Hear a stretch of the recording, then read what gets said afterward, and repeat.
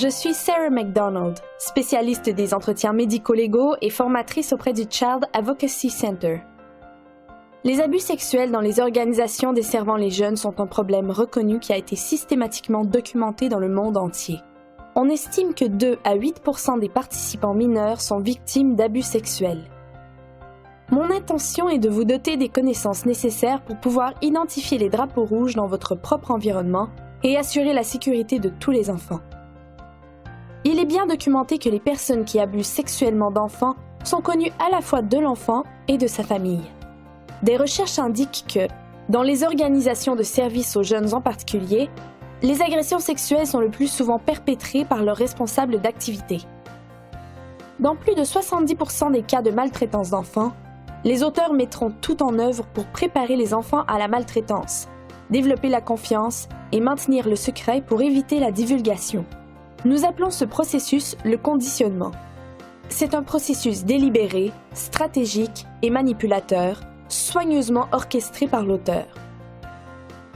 Il peut être difficile de détecter les signes d'un comportement de conditionnement.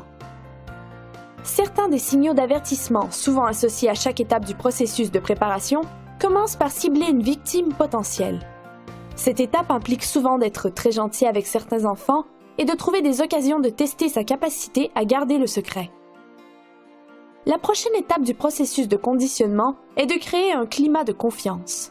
Cette phase consiste à faire en sorte que l'enfant se sente spécial, offrir des cadeaux et des récompenses à des enfants en particulier et créer des marchés avec l'enfant, par exemple en leur disant « tu dois le faire parce que je l'ai fait ».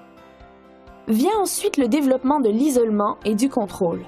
Cette étape inclut de dénigrer les relations que l'enfant a avec d'autres personnes, restreindre l'accès physique et émotionnel de l'enfant aux autres adultes et vérifier l'engagement de l'enfant au moyen de petits tests. La dernière phase est l'initiation aux abus sexuels et à la protection du secret. C'est à ce moment que les limites physiques, telles que les attouchements accidentels, se croisent au fil du temps et invoquent la coopération en disant à l'enfant « tu me le dois ». Cette étape inclut également des secrets entre un enfant et un adulte, des choses que l'adulte pourrait dire à l'enfant et qui sont juste entre nous.